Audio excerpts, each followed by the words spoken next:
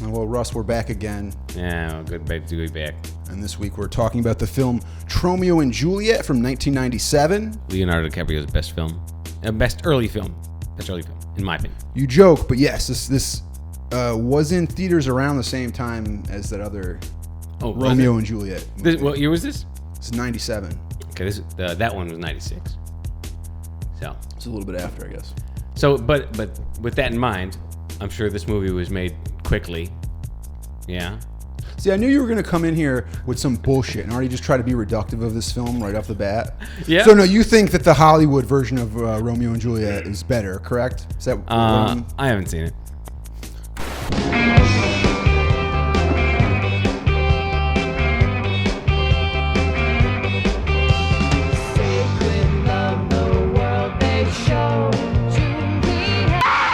Shall we gather at the river, where bright angels we have tried, with the crystal tide forever, path close to the throne of God.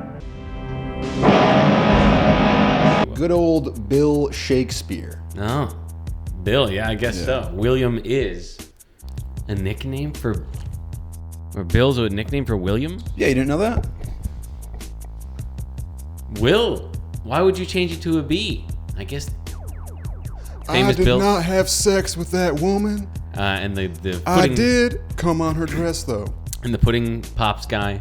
Bill Cosby. Bill Cosby, yeah. He was a William Cosby, right? Probably, unless he was a Bill. I don't think anyone's a Bill. No? No. You don't think some people I like... don't think any birth certificates say Bill. Bill. Yeah. I mean, Jack, right, is a nickname for John. But some people are actually named Jack. We're getting way off topic from Tromeo and Juliet, which was Troma and Lloyd Kaufman's long-awaited follow-up to 1990's Sergeant Kabuki Man NYPD, which was a co-production between Troma and the Japanese company Namco. That film ended up being Troma's biggest and most expensive production, and then subsequently their biggest financial failure. Oh. So, what year was that? That was, it was made in like 1990, but I don't think it got released until like after Tromeo and Juliet. Oh, wow. It's a big mess, as they say. We already talked about Sergeant Kabuki Man. Yeah, so if you haven't seen that or listened to it, go listen to it on our other podcasts, watch it on the YouTube, etc., etc. Like and subscribe. We're the best, baby. Oh, we the best podcast. Ooh. That's why you listen to us. DJ Khaled.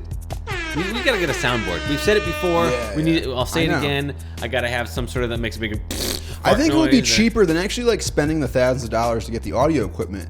Let's hire a homeless guy to like just make noises. We just put him under the table and kick him. We want him to make specific noises. For the payment. What's his payment? No, that's the cue. Okay, payment is blowjobs. No, what? Damn it, Gary.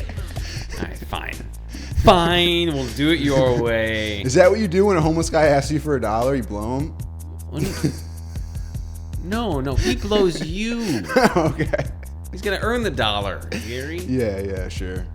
After Sergeant Kabuki Man underperformed, all of Troma's subsequent productions were smaller in scale and budget. And Troma basically went from being a small studio in the 1980s to becoming an independent film production company once again, as they were in the 70s. Tromeo and Juliet was the first of these lower-budget indie films that Troma produced. The film was shot for $350,000 and ended up being a financial success and revitalized Troma after the failure of Sergeant Kabuki Man. Tromeo and Juliet played in art house theaters in Los Angeles and New York for months and reportedly played at a San Francisco theater for over a year. In addition, Tromeo and Juliet was selected to play at the Cannes Film Festival, the Fantasporto Festival, the Mar del Plata Film Festival, and the Italian Fanta Festival, where it won the award for the best film of 1997.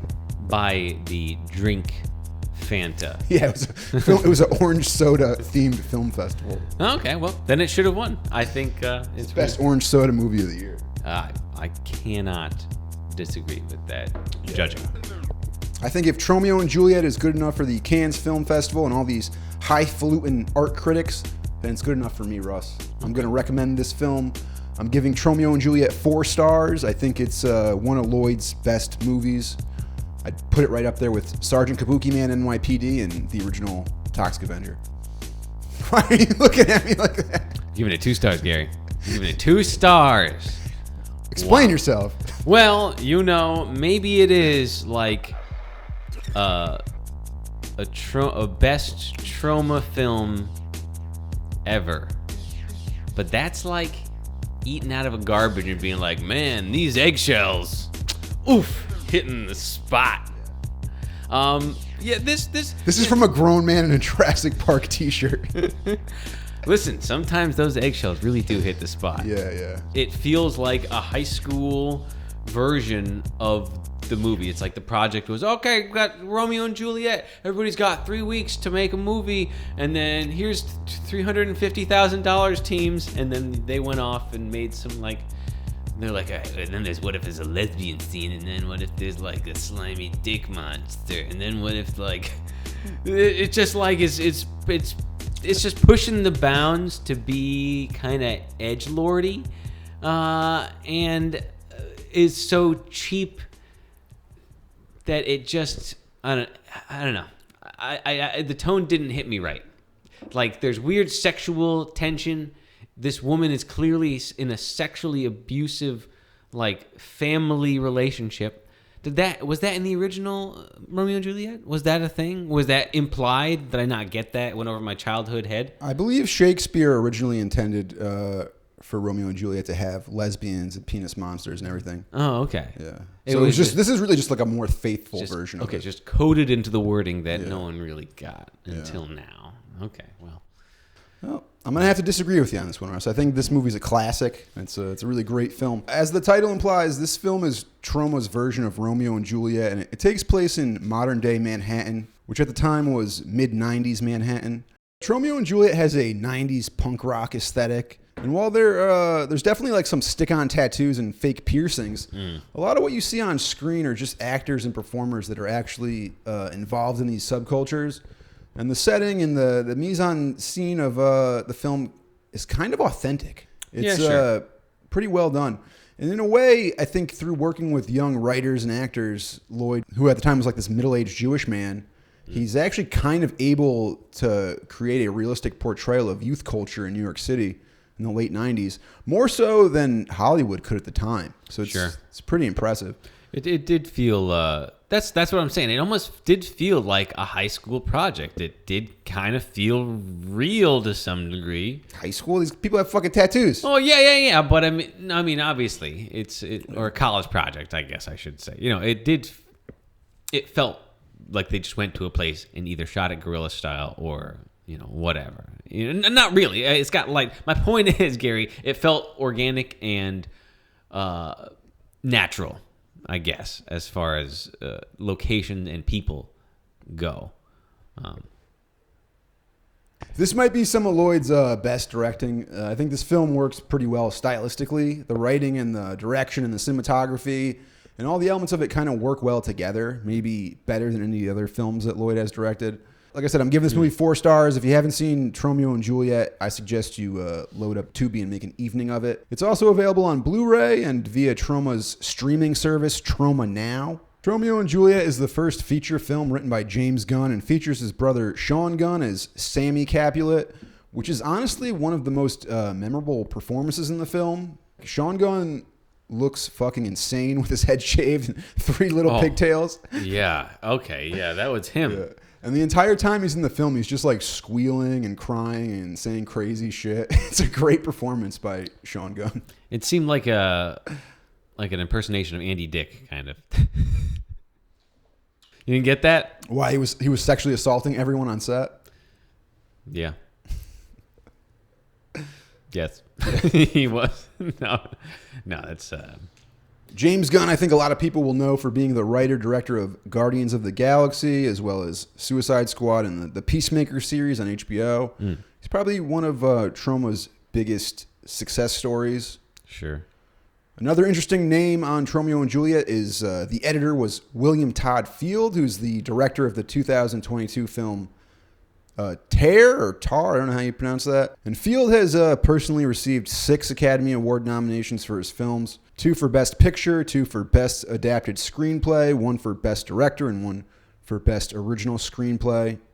Tromeo and Juliet opens with narration by Lemmy Kilmister of the band Motorhead. Lemmy in Times Square introduces the 2 rival families, the rich and prosperous Capulets and the poor and impoverished Qs. The patriarchs of the family being rival pornographers.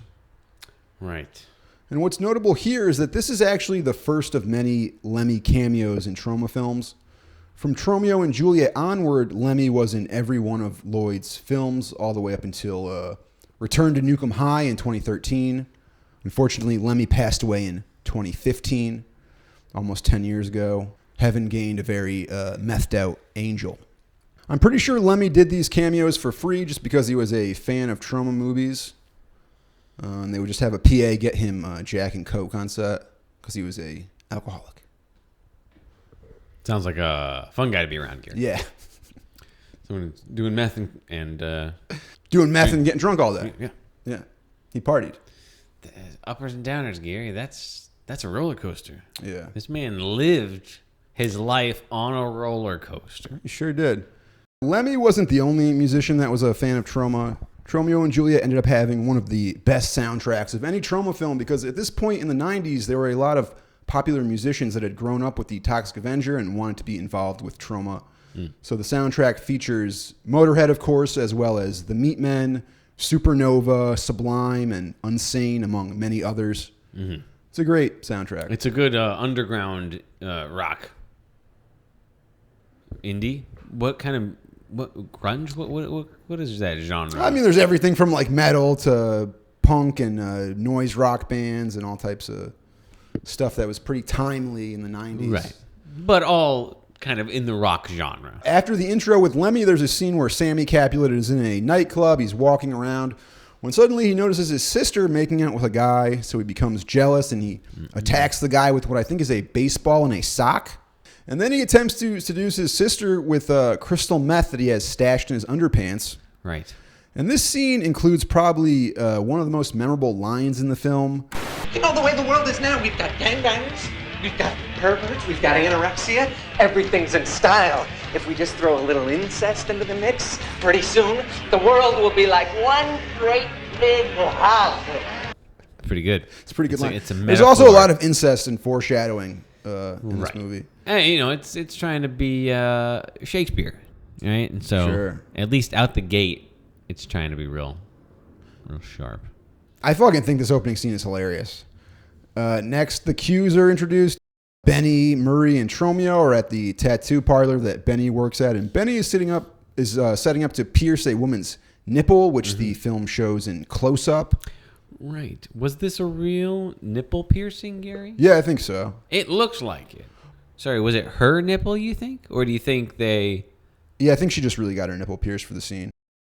Next, the Qs and the Capulets butt heads at the nightclub. Sammy Capulet flips off Murray, and the two rivals wrestle into a back office where Murray takes off Sammy's fingers with one of those big paper slicers that were basically like mandatory in every office in the 90s. So later that night, when Benny and Murray are on their way home from the bar, they stop at Cappy Capulet's house and they sing an obscene song outside of his window. My name is Capulet, I got a corn nut for a dick. My name is Capulet, my ass so full of worms. Solid writing. I'm not surprised that James Gunn has gone on to be so successful in Hollywood. Cappy calls the two suck shits, and then he shoots him with a crossbow, which is a weird choice. I don't know why they didn't just give him a gun.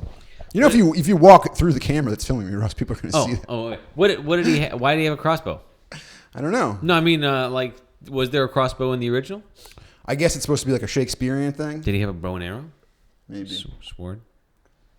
Might have been his I guess thing. a crossbow is supposed to be like a modern version of a bow and arrow as opposed to just having a gun. But what is really strange about this scene is right after that, Cappy grabs his wife by the wrist and just like judo flips her onto the ground. It's very funny. Like some sort of kung fu movie, yeah. You could clearly see the male stunt performer just getting flipped onto his back, Just switch dressed around. as a woman. It's pretty Kind of hilarious. throwing himself, yeah. And then you can just hear the sound of this poor middle-aged woman being beaten by her abusive husband while the film cuts to their daughter, Juliet, played by Jane Jensen, who is just in her room trying to tune out the sounds of her mother being pummeled. Yes. And then she has sex with the family servant, Ness, who's played by Debbie Rochon. Right. Yeah. Who is this? I think she's alternative-looking chick. A couple of lip piercings. It's all fake. Is it? She's got a bunch of tattoos. Her tattoos all look fake. too shiny. Yeah, they're all stick-on tattoos and fake piercings. Debbie Rochon was a bit of a scream queen in her own right. Is that right? Yeah, she was in a lot of low-budget indie and horror films. She starred in Playmate of the Apes, which was a softcore porn parody of Tim Burton's Planet of the Apes reboot. Oh wow! So that was after this movie. Yeah, I think that probably was like 2001. Oh, Like okay, that. nice. Both Tromeo and Juliet are trapped in cases of unrequited love. Tromeo lusts for the big-bosomed, promiscuous Rosie, and Juliet is engaged to a wealthy meat tycoon named London Arbuckle in a prearranged marriage, despite the fact that she's a lesbian and a vegetarian. And what's most interesting to me upon rewatching this film 25 years later is how everything that they shoehorned into this movie to be countercultural and edgy is just completely passé in 2023. Every mainstream Hollywood movie has characters that are lesbians and vegans. There's no risk in putting that in a film now. But that was extremely like avant-garde and edgy. Sure, it was again in the like, 90s. sort of alternative lifestyle, right back then. So far, this lesbian scene was like really long. I think it's probably one of the better sex scenes in Troma movies. Usually they're just like a guy from the back pumping. You just see the guy's butt and legs. Just flexing. That's how Lloyd Yeah. loves to shoot sex scenes. This one's a little bit better. Good.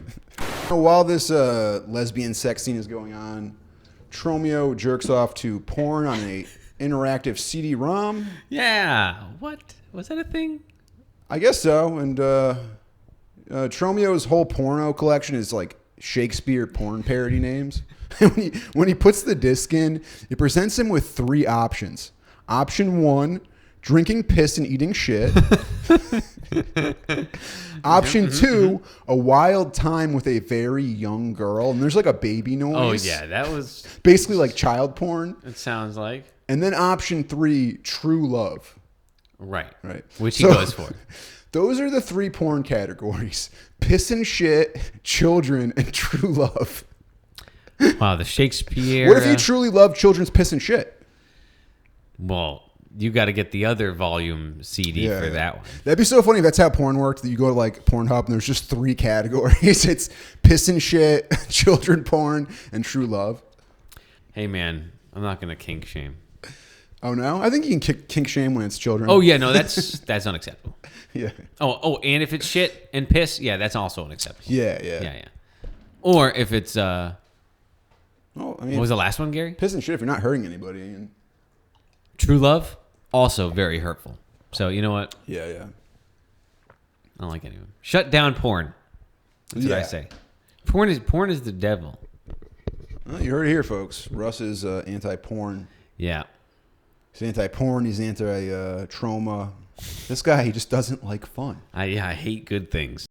Juliet's fear of men is visualized in a dream sequence where she encounters a penis monster. The penis monster scene is possibly the most memorable scene in the film. The production design is amazing. Juliet is in an inflatable pool with some flower petals and there's some fake grass. Yeah. And then a big guy with long hair comes in and starts making out with Jane Jensen and working her hands towards his crotch. And then when he adjusts his waist, revealing a penis monster, it's just like covered in gloopy like so blood and like ultra slime. Oh, Yeah. so nasty. It's a pretty effective practical effect. I guess it's just some sort of puppet on a guy's arm. You know? Effective. Gross. It works, and in true Troma fashion, this prop would be recycled, just like the car flip footage from Sergeant Kabuki Man. And they'd reuse the penis monster in just about every fucking movie that they make. Is that right? Yeah. So funny. Yeah. Wow, what a bunch of cheapskates. It's all right. That's funny. It's Yeah. it's like a callback. It's like an in joke if you know, right? Yeah. If you don't know, it's just like a car flip and a penis monster in that movie. But if you do know, it's like, oh, that is the car flip, and that is the penis monster. Montague, Cappy, and Sammy Capulet are taken into the police station after the incident at the nightclub, and Detective Scalise warns them to end their feud before someone gets killed. And after a confrontation outside, Benny and Monty take off with Sammy Capulet's head caught in the window of their car. And they knock him off while driving, causing him to smash his head in a fire hydrant, which is a pretty great sequence. Yeah. An effect. And when he's sitting on the sidewalk with his head bashed open, trying to stuff his brains back in, a guy walks by holding an alligator. Yeah. It's very Troma. It was funny, yeah. Yeah, and then his head's got this massive gash and his goop's coming out of it. He's pushing it back in. Very effective. My favorite part of the movie so far. These confrontations between the Qs and the Caps just keep getting better throughout the film. It's a lot of fun. Tromeo and Murray sneak into the Capulet's costume party. Tromeo hoping to run into Rosie, only to find another man performing cunnilingus on her. In the middle of a party. A guy with 9 fingers, too. Yeah, I noticed that. Which is weird. I'm sure he was cast just because of that. They were looking at a bunch of different guys for the part. One guy was missing a finger, and Lloyd was like, yeah, get that guy in there. Get that guy. Have him hold up his hand a couple times so he sees that he's missing a finger. Yeah. And it doesn't even matter. Like, it's not important to the story. It's not important to anything. Well, it is important because he lost that finger in Rosie's vagina. Okay. And that's key to the plot. Oh, you know what? I missed that part. And maybe that's why the rest. Yeah. You know what? 5 stars. yeah. Well, now that you're starting to understand the subtleties of the film, Russ, I think you're kind of starting to get it. Oh, nice. Tromeo staggers around the party in disillusion until he locks eyes with Juliet. The two instantly fall for each other and share a dance and a kiss before an angry Tyrone Capulet chases Tromeo and Murray out of the house. Juliet has a second weird dream where Tromeo shows up and suddenly her stomach begins inflating and bursts open with popcorn before rats start crawling out. So the first dream is about, her... I assume the second dream is about her fear of like having children. Yeah, so her first dream is about fear of sex. Slimy penis is gross. More of her fear of sex and having children, probably from being abuse. Raped by her father. Yeah, probably this weird abuse thing that's going on so when we come back. Yeah, the motives aren't really crazy. They kind of make sense. Cappy, disgusted by his daughter's active libido, forcefully imprisons her in a plastic cage as punishment. And later that evening, Tromeo sneaks into the house of Capulet and finds Juliet in the plexiglass box. And he puts her into like this pink handcuffed like Fifth Element bodysuit, just like with these weird that was kind of interesting because like straps. The cuffs he puts on her feet are pretty legit, but those handcuffs look like they could easily be taken off. Like that's not keeping anybody in anything. Right, and that's kind of the important part. Tromeo shows up, and after proclaiming their love for each other, both verbally and physically, they agree to be married. And what's also strange about the scene is that Juliet's former lover Ness just kind of stands there and watches them have sex, like this kind of weird, lesbian cuckold thing going on. Yeah, I mean, she didn't know that Juliet wasn't a lesbian. Yeah, and a lot of these '90s lesbian movies, they're centered on heterosexual relationships. It's kind of like Chasing Amy. Is that movie even about a lesbian? Is Juliet even a lesbian? At best, these characters are bisexual, and that's what I'm. So is every woman on Earth. Right. So is that a big novelty? College girls fingering each other. Oh, how unusual. A little surprise. Yeah, like no one cares. It all sounds pretty mundane and normal everyday behavior. Is that just 2023 talking, Gary? I guess so. Maybe back in 1996, a girl fingering a girl is like... That's outlandish. Shit, yeah. And that's where the culture was. Like the song I Kissed a Girl, these things were just starting to kind of be things that talked about in culture. In the next scene, Juliet breaks her engagement with London Arbuckle, which sends him into a spiral again. This woman, just like every relationship she's in, a secret lesbian relationship, broken, beard relationship marriage with this psychopath, broken. Well, she's fallen in love with Tromeo, and this is a hilarious scene because he shows up like, we're going to Swansea. He's got like tickets to go see some cattle herd or some shit. Yeah, some really dumb hick shit. Because he likes cows and meat. He's a meat guy. Yeah. Yeah. Funny performance, this guy, every time he shows up. And I think, you know what, I was worried that his performance like couldn't go anywhere. Like he took it, he's like gunning it. He's on like a, as fast as the car can go out the gates. Yeah. But I think over the course of the movie, he does kind of like have an arc of intensity. Yeah, he does a great job. And this whole confrontation, or this whole, the breaking of the engagement, leads to a confrontation between the Qs and the Capulets. The Capulets go to Benny's tattoo parlor looking for Tromeo. Ooh. And Tyrone ends up killing Martini with his Hitler club. He has like a big club with Adolf Hitler's face carved into it. That's a thing? Yeah, that's his weapon. That's his thing? That's apparently. Yeah. Upon his deathbed, Murray reveals that he's a homosexual and he asks Tromeo to kiss him. Mm-hmm. This also reminds me a lot of Chasing Amy, which, again, kind of touches on the same themes. I actually haven't seen that. That's a big Hollywood movie with Ben Stiller? No, it's an indie movie with Ben Stiller. Is it a Ben Stiller movie? No, not Ben Stiller, Ben Affleck. Oh, Ben Affleck. Oh, okay. Yeah. Very different. Not Ben Stiller. Totally different person. And, I think these ideas were just kind of in the zeitgeist at the time. Sure. And they were just, showing up in these indie films. So Tromeo chases down Tyrone in a rage and pushes him in front of a car, which takes off his arm before he's decapitated by a tow truck. And his head is thrown onto the windshield of a car of a family singing "Found a Peanut." And the father is played by the screenwriter James Gunn. What is that? Found a peanut. Yep. Found a peanut. I guess that's a song that people sing. Okay. I never heard it until I saw this film. I've definitely heard that. Do do do do do do do. Okay. But that's "Oh My Darling Clementine." That's. Cappy finds out about the death of Tyrone and that Juliet is engaged to Tromeo, and he beats her and forces her to apologize to London Arbuckle. Yeah. And now he's actually First, which is very funny because he's verbally sitting at the table with her while she's apologizing, and her face is all beat up. Like obviously her dad beat the shit out of her. He's just like, "Of course, Juliet, I love you." Juliet meets up with Tromeo at the church where he's hiding from the police as he's now wanted for the murder of Tyrone. Wait. Mm-hmm. Tromeo meets up with Juliet when she's in the box. Yeah, that was before. Yeah, sorry, we passed that. Yeah. I didn't mention how inappropriate that is for Tromeo. This woman has just been sexually assaulted.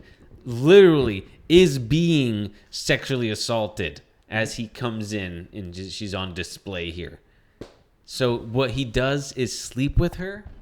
That's going to make so many weird connections in her brain. I mean, her brain's already like... Not the people. She's been getting molested by her dad, Russ. What's worse? The worst. It's worse. What's worse? No, I guess bringing her comfort. You gotta bring her comfort. This sex scene is interesting because it's not polished. It's like it's very raw, and it's almost like it's not that they're gross or it's just like not very sexy. It's very raw and like. I think that's what adds to it. It almost feels like realistic and like natural. What I read is that these two, Lloyd had suggested they get comfortable with each other beforehand, so that when they do the sex scene, they it feels natural. Mm-hmm. But I think what these two actors agreed on is they were like, all right, well actually we won't get comfortable with each other until after we shoot the scene, then we can have sex. And so that added this like fuel to filming it. So there's a lot of sexual tension. So there was sexual tension because they really liked each other. And if they, if this scene worked out great, they would bone later. Pretty neat, and I guess it works in that respect. But just the timing's wrong for me, man. The timing's all wrong, man. It's all about timing. Can't just come in when she's all like tied up by her dad and be like, all right, now we're gonna bone. It's just like I think it's consensual. Yeah, I mean, I'm not saying it's not consensual. Yeah. But she is currently in a plexiglass box. In a plexiglass box. Probably hot in that box. Full of farts. Yeah. Anyway, I don't know anything about sexual assault, so I can't make assumptions. about what's right for this woman in this plexiglass box. But Yeah. I'm just thinking, Tromeo, it's not the right time, man. For me, it wouldn't feel right. I don't know if I could get hard, being like, okay, well, let me get in this glass box with your dad's farts and fucking let's pone. Yeah, yeah. No, thanks. Maybe that's because you've never had true love, Russ. Maybe. Maybe, Gator. I thought I had a true love. And then turns out that I didn't actually love that curling iron as much as I thought. Well, that's unfortunate. I'm sorry to hear about that. Yeah. So Juliet meets up with Tromeo at the church where he's hiding from the police, as he's now wanted for the murder of Tyrone. And with the help of the priest, they devise a plan to escape London Arbuckle and Cappy Capulet. And there's a gag where the priest has a romantic daydream where he's frolicking around with a little boy. Now, this is still pretty funny in 2023, but this was really funny in 1997. That was... Wait, was that the peak of the... Had that started to happen already in 1997? I just think you've kind of seen this joke at this point a lot, where I don't know if you've seen it that much at this point. Sure. And it's very funny because like it's just like a real little kid just dancing around. Dancing with a priest. dude. Sure. In slow motion. So, frolicking. Respect. Yeah. I mean, it's joke. It's totally... it's fine. Yeah. They're just dancing, Gary. What's wrong with that? It's very funny. But yeah, was that a thing yet? Had that whole scandal, the priesthood scandal? Yeah, I think it was going on in the 90s. Okay. It was still like a little bit less. Right. I don't know when the less Spotlight prevalent. thing happened and all those newspaper articles came out about it, but it might have been around this time. Either way, it was still it's an edgy joke, and it still holds true. It's not a joke. Yeah. The priest actually loves children. Yeah, it's pretty funny. That kid's gonna get molested. You know what? That kid's gonna have a rough go. He's having fun right now, not for long. On the day of her wedding to Arbuckle, Juliet drinks the apothecary's potion, transforming her into a hideous cow monster. Yeah, weird. She's like a cow. It's like a makeup appliance. It's like a cow zombie sort of looking. It's like a gross, disgusting cow person. Yeah. The whole point is the potion's supposed to make her something that would disgust Arbuckle. Is that what happens in Romeo and Juliet? I thought it was supposed to No, in Romeo and Juliet, I think it makes a poison, her... right? It's like a poison, but I think it just makes her seem like she's dead, and then she wakes up and Romeo's dead. I don't Right, fucking know. something like that. Yeah, Something something like that. Yeah, okay. So she's going to be a cow in this one. Instead of drinking a poison, she drinks a Yeah, well, I'm potion. going to finish the setup here. Yeah, please. So she drinks the potion, transforming into a cow monster. Yeah. And then she pulls up her wedding dress to reveal a large bovine penis. Yes. Which causes Arbuckle to leap out of Juliet's window to his death. Pretty transphobic, if you ask me. What type of animal would you have sex with, Russ? Dinosaur. Yeah. Doesn't have to think about that. You answered that very quick. Have you been thinking about this a lot? You don't think I've hadn't had sex with these, Gary? Yeah. Why do you think I made this? Well, Why do you think I made this? Russ is actually he's constructed a full-sized velociraptor that he inserts a fleshlight into, and he's able to make love to it. They'll be available on the website. $20,000. Yeah. It's the most scientifically realistic raptor vagina to date. Yeah, there's a huge dispute in the raptor vagina community over whether it would have feathers or not. What do you think? I think it would. I think Yeah. it would on the bottom to tickle your nutsack. Sure. Or a raptor's nutsack. Not your nutsack. I mean, Exactly. you're having sex with it. I'm selling you the thing. So. Well, Russ, you're really showing your true stripes here, and that you don't actually know what you're talking about, because a dinosaur doesn't have balls; they have a cloaca. They piss and shit out of the same hole. Holy! You should know this. I should know that. I don't know anything about real dinosaurs, Gary. Yeah. I don't know anything about real fucking dinosaurs. Yeah, that's what's funny. People get mad about that Mad God clip where I'm talking about the dinosaur shitting out of its pussy. But if they were actually intelligent people, then they would know enough to know that a dinosaur doesn't have a asshole or a pussy. It has a cloaca. It's got a cloaca. Internet assholes. So, hopefully your artificial cloaca business will take off. Oh yeah, dude, it's booming. So Gary, you're saying if you were to be wed and you showed up and your fiance was a cow creature, and she had a massive, slimy. Would you rather marry a cow creature with a large penis or somebody that pisses and shits out of the same hole?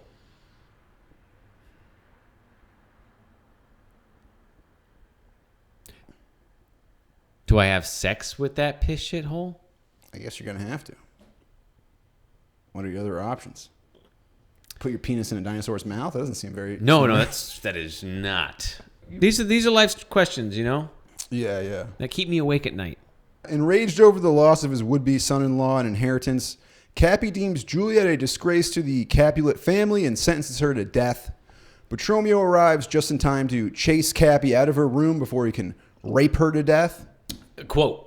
He's quoting her. He's going to fuck her to death, I think is what he says. Yeah, he says, quote, I'm going to kill you and fuck you at the same time is the actual Sounds line. unpleasant. Yeah. Unpleasant. Not pleasant. It's not a nice thing for a dad to say. Tromeo shows up just in time to save Juliet, and he kisses her, which brings her back to normal. Because, That's what breaks the spell, I guess, is the kiss of the true lover. what's wrong with her? She took a potion that Oh, she's a cow, right. She's a cow monster. with a big slimy dick. Right.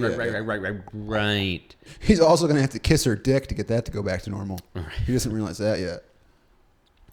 But the power of the kiss, right. So she unturns it out of a cow into a human over like a 15 to 20 second star glitter effect or something. Yeah. It's such there a is ridiculous... a kind of a shitty digital transition. It's probably what the best they could afford. Yeah, but like way too long. I think I remember reading that this movie was edited on an Avid, and they didn't have a computer system that could hold all the footage, so they had to edit the movie into 2 parts. Avid, man. You remember using Avid? Anybody use Avid out there? Because No, Russ. Nobody Avid's fucking gives a fuck about stupid. Avid. Avid's dead, man. I mean, it's still around, but I don't know No, why. it's huge. It's one of the bigger ones. Yeah, no, it's the industry. It's the industry standard. At least it used to be. I don't know. It still is. Hopefully, it's gotten better because it used to be a cluster. Cappy retreats to the parlor and gets his crossbow. And he returns to Juliet's room, ready to execute the young lovers. No.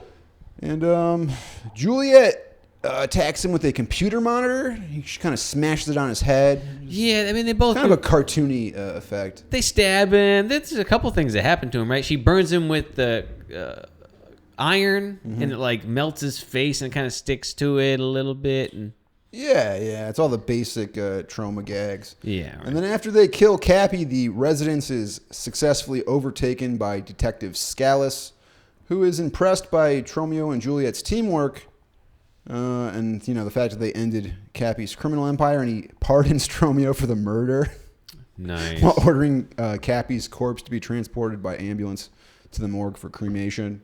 That's usually how the police settle disputes like that. A couple of teenagers. Yeah, Yeah. you guys did the thing. You're not wanted for murder anymore. Yeah.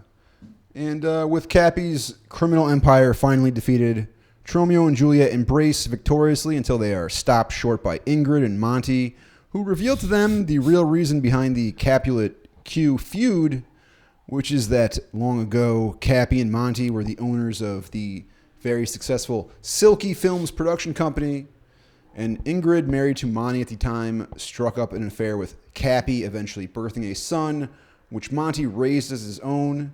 Uh-oh. And when faced with a divorce from Ingrid and the threat of having his son taken away from him, Monty was forced to sign over all the rights to Silky Films to Capulet in exchange for Tromeo. And after the initial shock of the revelation that they are siblings, Tromeo and Juliet just brush it off as they are determined not to let the whole ordeal be for naught. And they passionately embrace and drive off into the sunset happily. Wait, you did say that they're brother and sister, right? They're brother and sister, Yeah. and they don't care. And they don't care at the end. They're just going to move forward. They debate it for a second, and then it doesn't really matter to them. There is an epilogue scene which picks up 6 years later in Tromaville, New Jersey, where Tromeo and Juliet are now married, and they've become basically like suburban yuppies with the house, and they have their kids running around who are all like deformed and defected. They have like faces growing out of the side of their faces, and a big happy family, deformed children because inbreeding. A happy ending, even though it's not a traditional happy ending, and Who are we to judge this non-traditional family unit? Right. So even at the end of all of this, right? This